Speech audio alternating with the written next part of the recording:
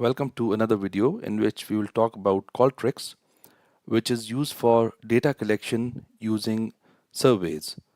We'll start with the uses of Qualtrics, then we will move towards how to log in, sign up, and then we will see how to design our surveys, how to get a link which you can share with people, your respondents, to give you the responses.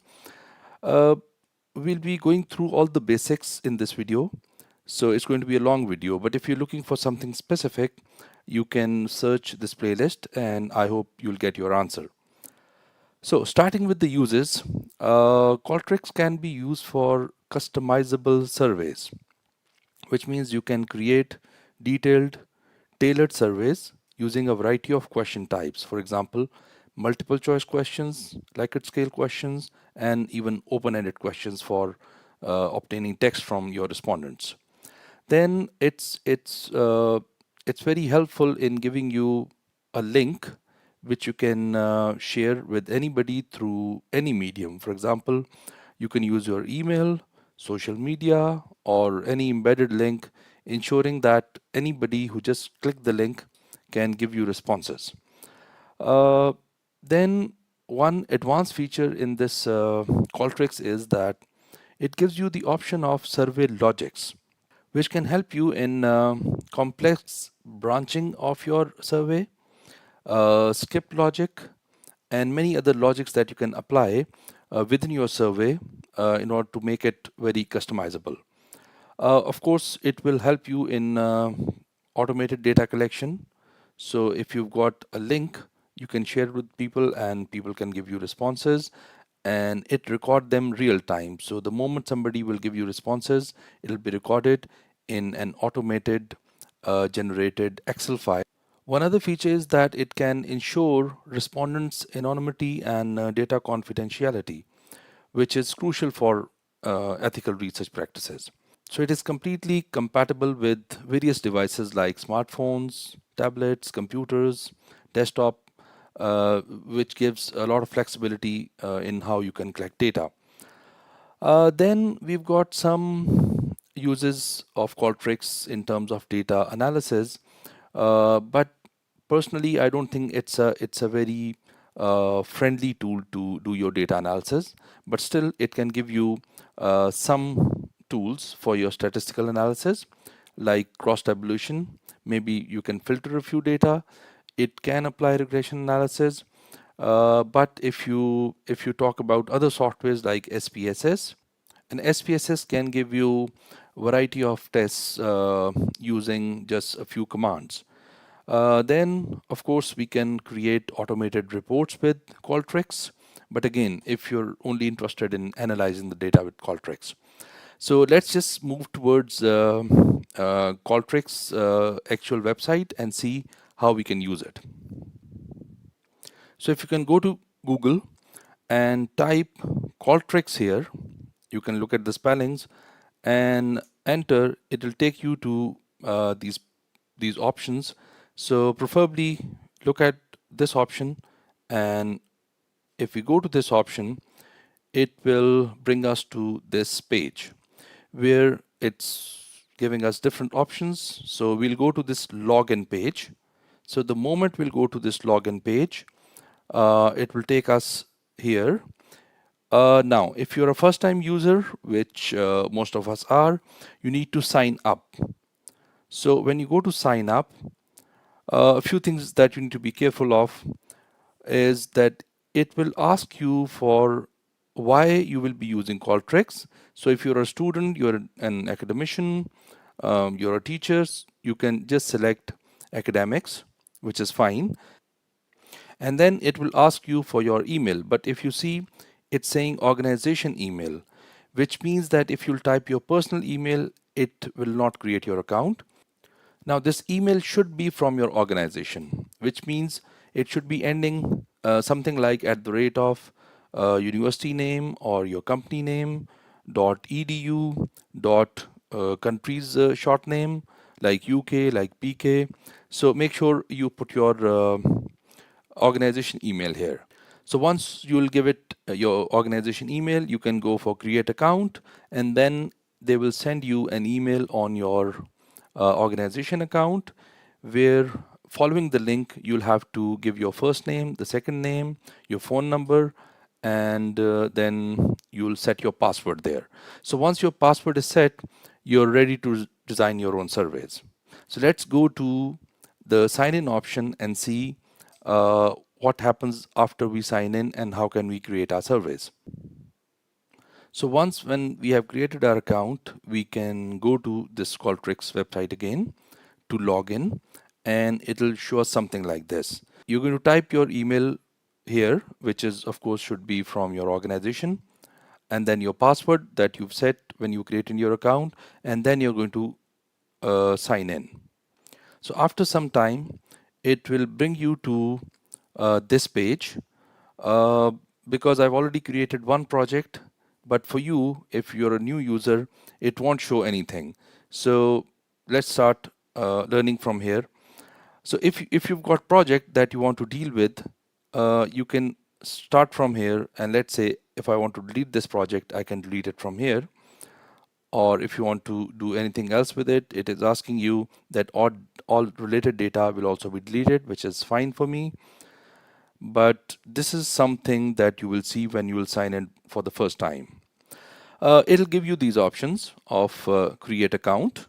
So we'll go to create account, and while it gives you many options for already created surveys, but because we want to create our own survey, which is customized by us, so we'll go to this survey. So once we'll click here, it'll give us some details about what kind of survey are we going to create.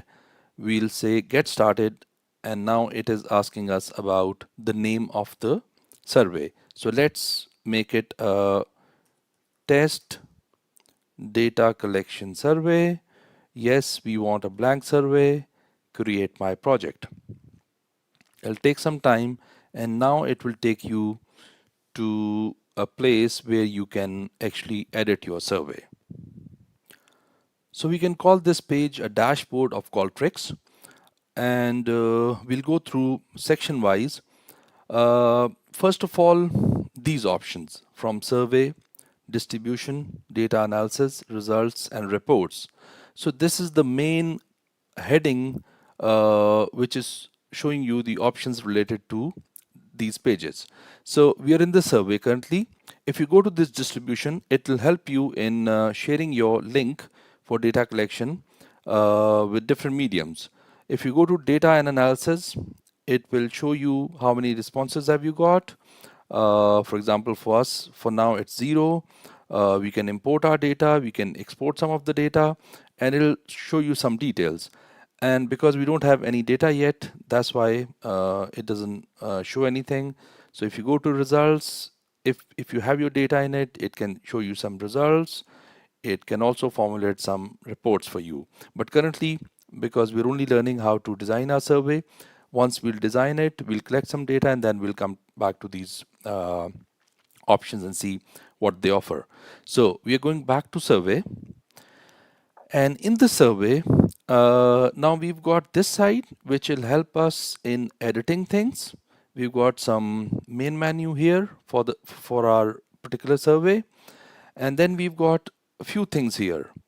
So this will come towards the end when we have designed our survey and we are ready to publish it and we are ready to share it with our respondents. So we'll come back to this side later. Uh, then we've got some tools. They can also be helpful, but for now I think it's fine because these are for very technical kind of surveys. Now, a few important things. In the survey, you will have a section which is known as a block, and then you will have a section which is known as the question. So if you look at this, if I click here, it has highlighted with blue line the whole thing, which is known as a block. A block can be made up of number of questions. We'll talk about this a little more, but just to give you the navigation of the block and the question. But if you look at this, if I click here, Now it is just highlighting this small area, which is the question area. Now, if I go to this block area, it gives me these options, which are different. And this is related to block behavior. But if I click this section, it gives me these options, which are related to my question. So if this is my block and I want to add, let's say, 3 questions in the same block, I will go here and I will add new question, and it will ask, of course, we want to go with the multiple choice. So now if you can see, we've got 2 questions in the same block. Let's add another one, and now we've got 3 questions in the same block. But what if we want to add a block?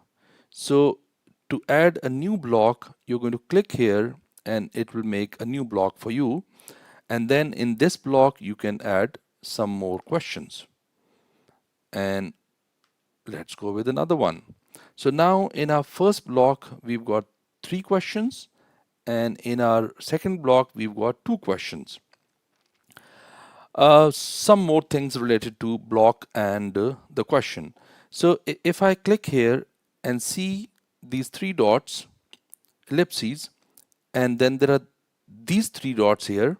So if I want to do something with my block, I will use these settings. But if I want to do something with this particular question, I will be using these 3 dots and these settings. So make sure whatever you're doing, you're aware of, is it related to your block or your question. So first, the block options. So if I click block, it gives me these options, which is question randomization. We in our research surveys, we usually don't use it because this is a feature if you're taking a quiz from students and they're doing it at the same time. So we want to randomize the questions. So student 1 will get question number 1 first, but student 2 might get question number 14 as question number 1. So you can use this randomization, and at the same time you can also randomize the answers, so you can make it a fair quiz. Then you've got this loop and merge option, which might be helpful, but for now we won't talk about it. We might talk about it in some other video. And then, of course, you've got next and previous buttons. Nothing much to do with that also. Let's go to our question settings. So if we go to our question setting, now we've got many options. So starting from here, for example, it will offer you the question types. So if you want to go with multiple questions, text entry, text graphics, matrix table, slider, form slider, rank order. So it'll give you multiple options, but let's just go with the multiple choice. And then the second thing is it will ask you to allow one answer or allow multiple answers. So if you look at this, we've got these 3 options and we've got circles here. Now in the computer language, if these are circles, the respondent will only be able to check or click one option. But if you want to give them options to go for multiple answers, the moment we'll click here, it will convert the circles into squares, which means now your respondents can give you multiple responses. So now they can tick 1, 2, or 3, all the options or only one option. Then if you look at these choices, you can go with plus or minus, which means that, for example, if you're going with a Likert scale, we can go with 5-point Likert scale or a 7-point Likert scale. If you're going with the gender, maybe male, female, and prefer not to say, you're fine with 3. And then a good thing about this is that you also have multiple edit option which you can use. The window will appear, and then you can, instead of managing it there, you can simply copy paste your options here and it'll automatically take it. But for now, We can also use some already suggested choices. So the moment I'll switch it on, it'll give me these options of disagree, agree, and other types of scales that I can use. So let's go for a Likert scale, which is of 5 levels. Then you can also reverse order. So now it is strongly disagree to agree, but if you reverse order, it will convert it to strongly agree to strongly disagree. But we are fine with the normal order. And then choices display. Uh, you can show all of these choices, or you can go for show first and last. So it is now just only showing first and last, but let's go with show all choices. And then you've got some formatting that you can do with your choices. Now it's a list. You can go for a box. Then you can go with certain alignment. You want to keep it horizontal, you want to keep it vertical, you want to keep it in the column type thing. So let's go with vertical. And then another very important thing. So if you want your respondent to must reply to a question, you can add requirements. So for example, if I switch this button on, it is giving me these two options: force response, request response. Now forced response will have this star, which means that unless they give their response to this, they will not be able to submit their survey, and they will not become part of your sample. But if it's a request response, then the respondents will have the option to check it, fill it, or not fill it. Either ways, they'll be able to complete the survey if this request response is there. But let's keep it to forced response. And then if we go towards some more options, now these options are very important. But before we learn about these options, let's look at a questionnaire and then how we can create it, and then we'll use the skip or display logic to properly understand what are their proper uses. So let's suppose this is our questionnaire, and our first question is about the consent of the respondents. So consent means that you are asking them if they want to agree or disagree to participate in the survey. We've given it a title and some other information that your data will be kept anonymous, and we'll follow all the ethical guidelines. So make sure whatever ethical guidelines you have to follow, you follow those, and then make this question with two options: yes, I agree, and no, I do not agree to participate. So we will also be using this question for our skip logic, and we'll see why that skip logic is important. Then if you look at the first section of the questionnaire, it says gender, experience, and educational level. These are demographic questions. So this can be your block one. These demographic questions can be a block one. And then of course we also have some Likert scale questions related to our variables. So if we look at this, we can see that we're using a 5-point Likert scale. We've got these questions with these options. So this is our first variable, which is formalization. We've got another variable, which is creativity. We've got a third variable, which is innovation. So these are our three variables. We can either consider them as three different blocks, or we can put them in the same block. We'll talk about that. And just to let you know that this is the research model that we'll be using. Suppose if you have any issue with the conceptualizing that what research are we talking about. So if we go back and see our first question, we can simply copy. So I'm copying it, copy, and go to Qualtrics. Now, when you'll go to Qualtrics, in order to edit your question and options, you need to uh, come to this area and double click, and then it will show you to edit your question or text. So we've pasted our text here, but our responses are 2. So I'm going to go back, convert it to 2 responses, and then in the option I can go with yes, I agree to participate, or no, I do not want to participate to the survey. Uh, just to let you know that, for example, we've got this extra question here, and if you don't want it, you can delete it from here. That's a quick method, or you can go and delete the question from here. But if we also do not want this block, we can delete this block from here. And if you'll do that, it'll delete the block. So now this is going to be our first question, which is our consent question. And let's create another block for our demographics. And I'm adding another block. And in this block, I need to ask how many questions. If we look at our questionnaire, I need to ask these 3 questions with these options, which is gender, experience, and education. So if we add 3 questions here, multiple choice, and another multiple choice. So now if you look at this, we've got this block, which is our consent block, and we've got this demographic block in which we will go with, let's say it's gender. So it has given us automatic options, which is fine.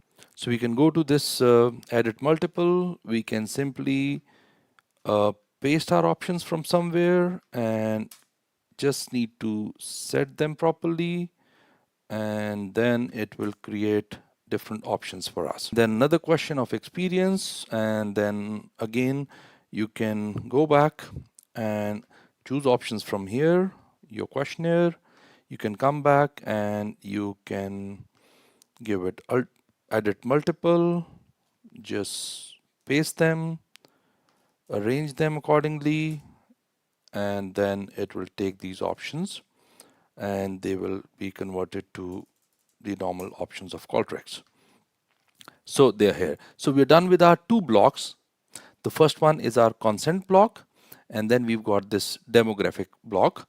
You can always change the name, and you can name it as a demographic block. And then, of course, we want to add some more blocks. Add another block, which is our formalization. So I'll just go with one question from my formalization just to make you know that how are we going to use our multiple choice questions when we're using Likert scale. So I'm pasting my question here and I'm going to go with 5-point Likert scale, use suggested options, it'll convert it to Likert scale. So what I'll do is I'll now complete this questionnaire with 3 blocks of my variable, and then we will talk about it. So now we can see that I have created my survey on Qualtrics, and you can clearly see that I've got this consent question. This is my first question, and this is also a separate block. And then I've got another block for demographics in which I've got 3 questions, and then another block for my first variable, which is formalization. And then I've got a different block for my creativity variable and a different block for my innovation variable. So now we have to learn how to put skip logic on your survey. Now, where are we going to find the skip logic? If we are here in the question section, if we just scroll down, we can see a skip logic here. So what is the logic behind skip logic? That is, for example, if you've given this first question as a consent question, which means you're first asking people if they want to participate in your survey or if they do not want to participate. So what we want is, if somebody says that no, I do not want to participate or I do not agree to these things and I do not want to continue, if somebody is clicking no, if we've applied skip logic, it will take them directly to this notification or this end of survey thing, that they will not be able to see anything in between. So this way, ethically, if somebody does not want to be part of your survey, but they have clicked your link, they will not be part of your data. So this is a good thing. So how do we do it? First of all, you need to be sure that you're in this area. This is highlighted, and then if you go to the skip logic from here, Just click skip logic, and we understand that we've got two options: yes, I agree, and no, I do not agree. So we want this person to go to end of survey. Make sure it's not end of block, it's end of survey, because we do not want that person to give any sort of data. If they click yes, no. If they click no to this question, now this means if they will click no, then they will be taken to the end of survey. But just another thing, if no is selected. So if you read it completely, then it will make some sense. For example, skip from this question to end of survey if this option is selected. So if I make it confirm, now it says that skip logic has been applied to this question. Now, if someone is giving you answer which is no, they will not be part of your respondents. So now if you think your survey is complete, if you've proofread it and it's fine, what you can do is you can now share it with other people, which means to your respondents. And how do we do that? How do we share our survey or the survey link with other people so they can give you responses? Two options. First, you need to go to this distribution, but we'll talk about this a little later. But before that, you need to preview your survey, which means that you will see how it will be appearing to your respondents. So if I go to this preview, it will show me how it will look like to my respondents. So this side is for the web browser, for a laptop or for a PC or for a tablet, and this is for the mobile phone. So just by looking at this, you can clearly see that this is our first block. And if we click this, it'll take us to our second block. So you can look at your survey, how it will appear in the mobile phones and on normal PCs and laptops. And then if there's anything wrong, you can go back and of course you can edit it. Now we will see how the skip logic we've applied will appear to our respondents and what's the role of skip logic here. So if somebody is here, they're in the very first question, first block, and if they say no to this question and click this, it will take them to the end of the survey rather than giving them options to respond to other questions.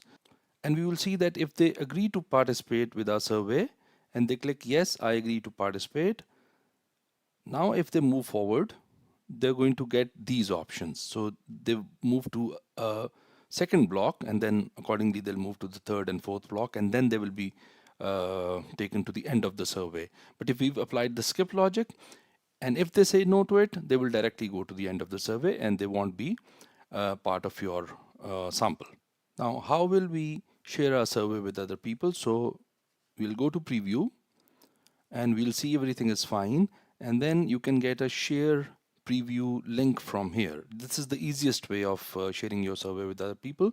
So just click share preview and it will ask you to copy this link, and you can copy this link and you can paste it anywhere and then send it to people uh, through your mobile phones, through your emails. But there's another way of distributing your survey, which is more of a formal way. So if we go back to our survey and if we go to distribution, with the distribution, you'll be given these options: email. So you can always compose an email from here.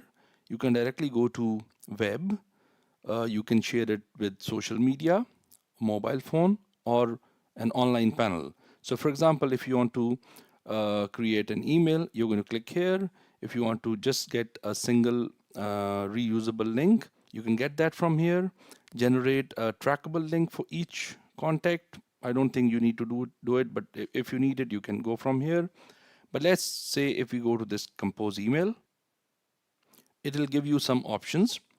For example, you can select people from your contact list, or you can send it in an hour or send right now. And then you've got a subject place here, and then you've got an email content here, and then simply you can send your survey from here. It will directly go to the people's email. So let's just cancel it, and let's see another thing. If we just gone to compose email, so how can we get a QR code for our Qualtrics survey? So for that, make sure you are in the distribution app, and in the distribution you have clicked this email, compose email, and then you will see these options. And then if you want to create a QR code for this particular survey, you can click this QR code and download QR code. And once you've downloaded it, it will be with you, and then you can use it. Just paste it somewhere, and then people will be able to just scan it and give you data. You've got some other things to do. You can share it with social media. You've got these options, SMS text messages that you can send to people, personal links, emails. So you've got plenty of options to distribute your survey. Now we will see that how your survey will look like to your respondents and how they will be able to fill the data, and then we will move towards how the data can be downloaded, and then we'll move towards results and reports. So if you go to preview and you get this share preview, and I've just copied this link, and if I just put it in my web browser, it'll directly take me to the survey. Now consider that I am the respondents and I'm going to fill it. So of course we have to agree with the survey in order to continue. So I've given this option and then continue. Let's say it's this, and then I'm filling this information, experience, going to another block. So I'm just filling it for the sake of understanding, and then we will see how we will get the data. So this is how people will be completing your survey. Of course they'll be reading it, but I'm just doing it to make you understand that what data will look like after you've got the filled forms. So I'm leaving this question unchecked because it's not compulsory for me to give data for this question. We'll also see it in the data, how it appears when somebody keep it unchecked. And let's mark this one, and then this one, and then strongly agree, and another one, and another one. And I think we're moving towards the end of the survey. So let's go here, and now it said that thank you for your time, and now I have given it one response. Now because people have started filling our survey, and we now want to see how many people have given us data and how can we download our data. So if you go to this data and analysis tab, so it will take some time, and then eventually it will give you these results. Now it is saying 1 of 1 of 50. So the total number of questionnaires that you can see is 50 here, but one respondent has given us the answers, although there were 3 attempts because I was previewing it. That's why there are 3 attempts, but there's only 1 proper responses, and you can see those responses from here. Now how do we download our data? So we can download our data in Excel. Make sure you've made your Qualtrics survey, people have given responses to it, and if you come to this data and analysis tab, you will see export or import here. First you can see how many people have given you data, and then export and import. So if you click this and you export your data from here, now one very important thing to remember here is, first of all, it is asking you about different types of files. So if you want to directly take it to your SPSS file, you can go with the SPSS kind of data. And if you want to go it with CSV file, which is an Excel file, you can by default go with CSV file. But there's one very important thing that you need to remember here is, by default it will give you use choice text as an option, and there's this thing, use numeric values. Now in order to understand this thing, you need to, let me just go back to my questionnaire, and see what do we mean by this. So by default, if I come to these options, uh, Qualtrics has already coded this data. Now codes are simply giving numbers to these options. So this by default, the first option is taken as 1 and the second option is taken as 2. And then if you've got more than 2 options, it'll go like 1, 2, 3, 4, 5. For example, if we go to this option of gender, so 1, 2, 3, 4, 4 options. We've got 4 options. So this will be coded like 1, 2, 3, 4. And then this will be coded as 1, 2, 3, 4. But of course, with this Likert scale, we're going to have 1, 2, 3, 4, 5. You can also code it by yourself, but we'll talk about it in some other video. Now, if we go back to this and if we go for use choice text and download, you will see that it'll take some time and it'll prepare the file for you. And if you look at this file in a little while, so if you look at your downloaded file and with a little bit formatting from here, you can see all the information. But our information will be starting from our first question, which was our consent question. You can see these options chosen by the respondent, which I just filled by myself. And then you can see these texts. So it is not number, but it is text. And we can also see that only one person has given us the data. And remember, I kept this as unchecked, so there's no data for this question number 21. Let's go back and download another file and see how that file is different from this file. So if we go here again, click this, export data, and this time we will go for use numeric values. So instead of text, we have given it the option of numeric values. Download, and it is preparing it. It'll take a few seconds. And then if we download it and see our Excel file, so this time the Excel file is the same, but with a little difference in how we will look at our options. So instead of strongly agree, disagree, mail, and instead of those textual data, now we have the numerical data with us, which is saying 1, 4, 2, 3, 4, 5. So now you will get the numeric data. So it's important, if you're going to take this data to SPSS, make sure you're downloading the numeric data, and it is easy to use, of course, because otherwise then you'll have to replace the text with numbers, which means you'll have to code it. So you can always download numeric file, which will be helpful for you, and it's a less hassle than if you download the textual file, unless you're interested in knowing what exactly people have written. So if you're conducting some kind of open-ended questionnaire, then text option will be more beneficial. So if your analysis is going to be quantitative, which means you need numbers, you will be downloading the numeric data. But if, of course, you have sometimes open-ended questions where people can write some text, then of course you're going to go with the by default text option to download that data. Then once you have collected all of your data, you can go to this result tab and you can see that you will find some results here, but of course we don't have enough data to do that. I'll talk about the results in a lot more detail in a separate video. So you can see that it can give you some form of data analysis with certain answers.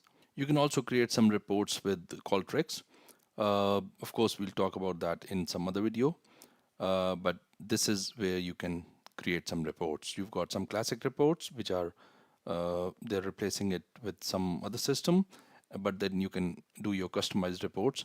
But if you're conducting a quantitative study, I think SPS is a better software to do your analysis.